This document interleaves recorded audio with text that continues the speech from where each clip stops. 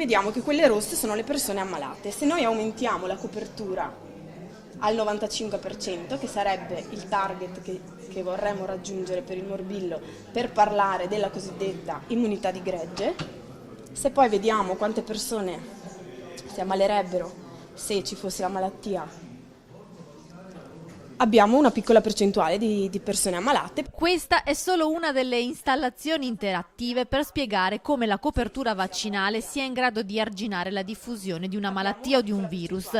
Parte da qui il viaggio nell'universo dei vaccini, per la prima volta raccontati in una mostra, un'esposizione ideata dall'Istituto Superiore di Sanità che per la sua prima tappa fuori Roma ha scelto Padova e il Museo della Medicina.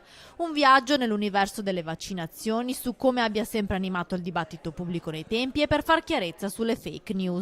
Nella mostra cerchiamo di sfatare la maggior parte dei falsi miti relativi a presenza di sostanze tossiche nei vaccini o alla necessità non reale di effettuare esami prevaccinali prima di poter inoculare dei vaccini. Ne abbiamo elencate tante e molte di quelle più comuni sono palesemente false e facilmente anche screditabili. La mostra arriva a Padova grazie al sostegno della Regione Veneto, tra le regioni italiane con la più alta copertura vaccinale.